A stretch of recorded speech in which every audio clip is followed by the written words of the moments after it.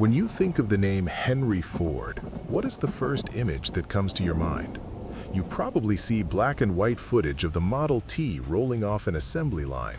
You see innovation. You see the man who invented the weekend, the man who created the American middle class, the grandfather of the modern world. The history books tell us that Ford was a genius, a complex but ultimately benevolent titan of industry who put the world on wheels. But there is a chapter in that history book that has been glued shut. It is a chapter that wasn't written with ink or oil, but with lead and blood. If you were to walk through the gates of the massive River Rouge Complex in Detroit during the 1930s, you wouldn't just be entering a factory, you would be entering a fortress. This wasn't just a place where steel was turned into cars, it was a sovereign state within a state. A place where the local police had no jurisdiction and the U.S. Constitution seemed to stop at the chain-link fence. And the men guarding those gates? They weren't security guards, they weren't police officers. Many of them were career criminals, parolees, and hardened gangsters. You see, Henry Ford, the famous Puritan who publicly hated alcohol, gambling, and vice, had secretly handed the keys to his empire over to the Mafia. He didn't just want to build cars, he wanted absolute control over every human being who worked for him. And to maintain that control in the face of rising unions and the Great Depression, he transformed his company into a private police state where the only law was violence. So forget the image of the kindly old grandfather who invented the popular car. This is the story of how the Ford Motor Company got into bed with the devil and how they almost didn't make it out alive. To understand how the Mafia infiltrated the most famous company on earth, you have to look away from the bright lights of the factory floor and look down into the basement. You have to meet the man who held the real power. His name was Harry Bennett. Harry Bennett is perhaps the most terrifying figure in American corporate history that nobody talks about. He wasn't an engineer. He couldn't fix an engine if his life depended on it. He was a former sailor, a street brawler, and a semi-professional boxer with a volcanic temper and a neck thicker than his head. He was a small man, short and stocky, who wore bow ties and aggressive suits, but he walked with the swagger of a heavyweight champion. So why did Henry Ford, a man obsessed with efficiency and intelligence, fall in love with a thug like Harry Bennett? The answer is paranoia. As Henry Ford got older, he became convinced that the world was out to get him. He feared the communists, he feared the bankers, he feared the labor unions, and he even feared his own son, Edsel Ford. He didn't need another yes man, he needed a warrior, he needed a fixer, he needed a man without a conscience. Harry Bennett became that man. Bennett didn't operate out of a corner office with a view of the city. He operated out of a concrete bunker in the basement of the administration building. The stories about Harry Bennett's office sound like fiction, but historical records confirm they are true. He reportedly kept tigers and lions in cages near his office to intimidate visitors. He kept a loaded .45 caliber revolver on his desk at all times.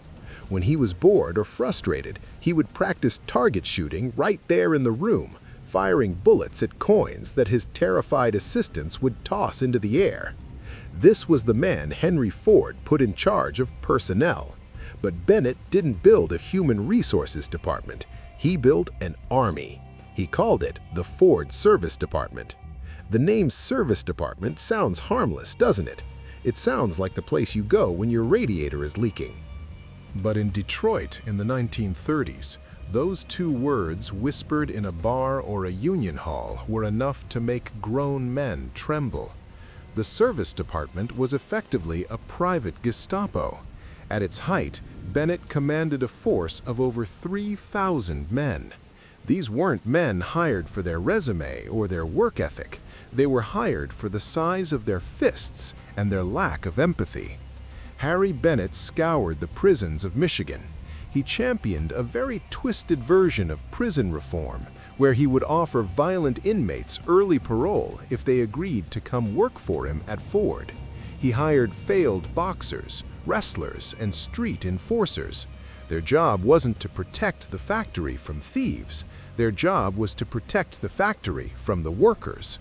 They created a culture of absolute terror inside the River Rouge plant. There was a phenomenon known as the Ford Whisper. Workers were so afraid of spies that they learned to talk without moving their lips, staring straight ahead at the assembly line, because Bennett had placed informants everywhere. If you mentioned the word union, you were fired. If you complained that the line was moving too fast, you were taken to a back room and beaten. If you tried to organize your fellow workers, you might not make it home that night. But here is where the story shifts from simple corporate brutality to organized crime.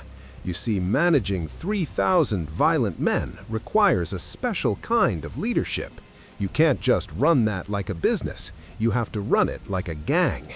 And Harry Bennett realized that the best people to help him organize this violence weren't military men or police captains, they were the professionals from the underworld.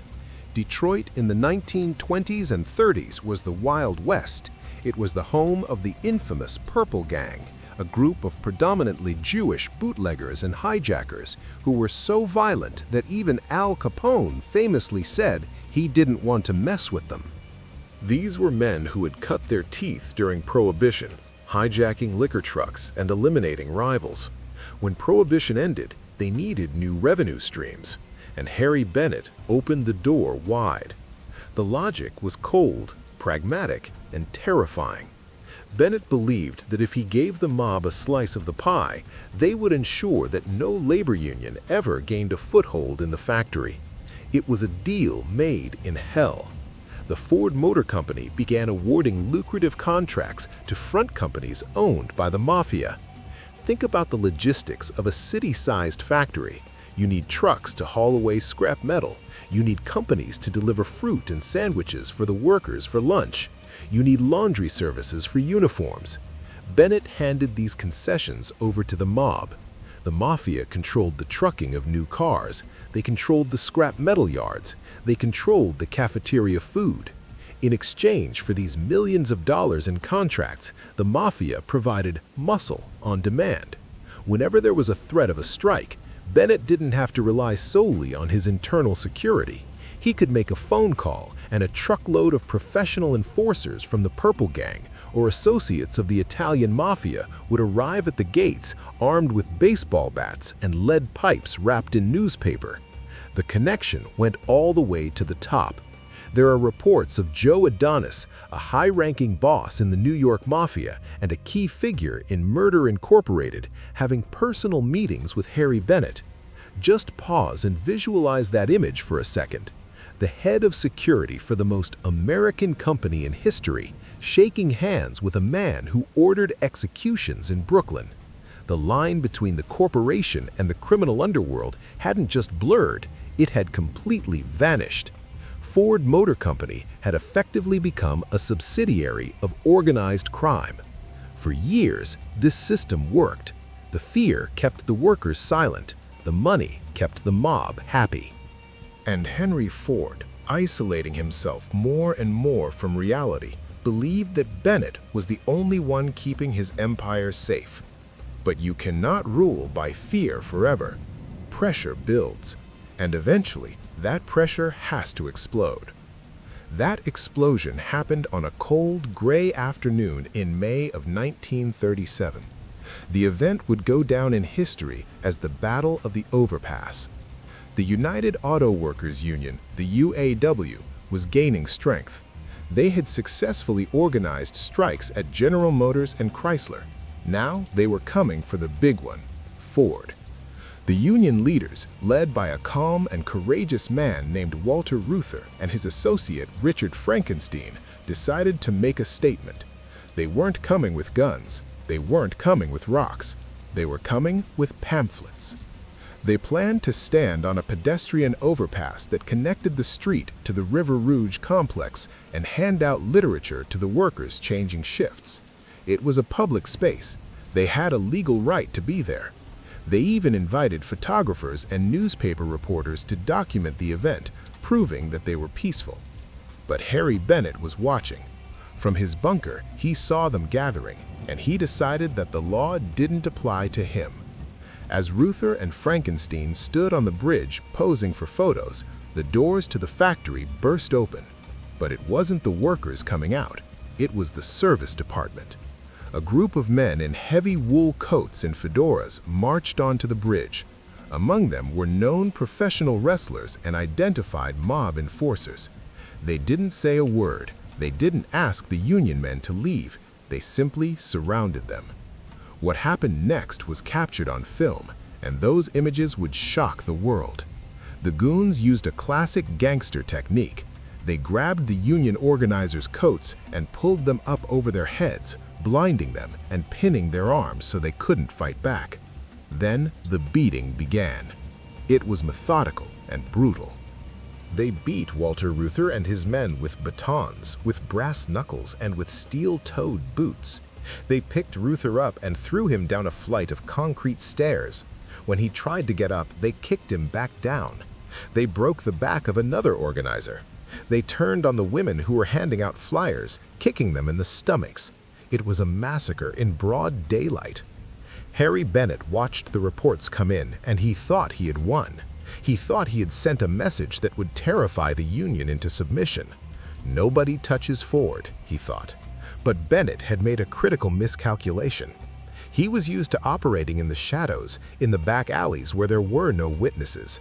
But this happened in front of the press. The photographers, despite being chased and beaten by Bennett's men themselves, managed to smuggle the film rolls out. The next day, the images of bloody, battered union men and the thug-like faces of Ford's security team were plastered on the front pages of newspapers across America. The illusion was shattered. The public could no longer pretend that Henry Ford was just a kindly old inventor. The mask had slipped, and underneath, the world saw the face of a gangster. But surprisingly, it wasn't the government or the police or even the public outcry that finally brought Harry Bennett down. The person who finally destroyed this empire of fear was the last person anyone expected. It was a woman, Clara Ford, Henry's wife. Clara was a devout woman, committed to her family and her values. She had watched for years as her husband sank deeper into paranoia. She had watched as this violent little man, Harry Bennett, twisted the company's soul. But the Battle of the Overpass was the final straw. She saw the blood. She saw the shame it brought to the family name. In a moment that changed industrial history, Clara Ford gave her husband an ultimatum. She looked the most powerful industrialist in the world in the eye and said, "You must fire Harry Bennett. You must make peace with the union. If you don't, I will leave you." Henry Ford was terrified of many things, but the thing he feared most was losing Clara. She was his rock. Without her, he was nothing. The old man finally broke. In 1945, Henry Ford formally stepped down. His grandson, Henry Ford II, known as the Deuce, took command. He was a young man, a Navy veteran, and he had a very different vision for the company. His first act as president of Ford Motor Company was to drive to the administration building and walk into that basement office. He looked at Harry Bennett, the man who had terrified Detroit for 20 years, the man who had lions in the basement and mobsters on the payroll, and he uttered two words: "You're fired." Bennett didn't go quietly. The legend says that in his final hours, before he was escorted out of the building, Bennett and his loyalists frantically burned documents. They say the smokestacks of the River Rouge plant belched black smoke for days, not from coal, but from paper. Lists of payments to the Mafia, records of bribes to politicians, files on the personal lives of employees. Decades of dirty secrets were turned to ash and scattered over the Detroit sky. Harry Bennett retired to a castle, yes, a literal castle that he had built in Michigan, complete with secret tunnels and gun turrets, because he knew he had made too many enemies to ever live in a normal house. He died in 1979, taking most of his secrets to the grave. Today, the Ford Motor Company is a modern pillar of industry. The River Rouge Complex is still there, creating the trucks that drive the economy. But if you stand near the gates on a quiet night and you listen to the wind howling through the steel structures, you might just hear the echoes of the 1930s. You might hear the rhythmic march of Bennett's private army. You might hear the whisper of the workers, terrified to speak. It serves as a dark reminder that even the brightest icons of the American dream can cast a very long and very dangerous shadow. It forces us to ask a difficult question about the world we live in today. We look at modern megacorporations with their immense power and their global reach. We see them hiring private security forces and intelligence agencies, and we have to wonder, is the era of Harry Bennett really over, or has it just become more sophisticated? Do you think big companies still use intimidation tactics to get what they want, or is this kind of violence a relic of the past? I want to know what you think. Type the word empire in the comments below if you want us to investigate more dark secrets behind the world's biggest brands. And make sure you are subscribed and have the bell notification turned on, because history isn't just what they teach you in school. History is what they tried to burn in the furnace. I'll see you in the next investigation.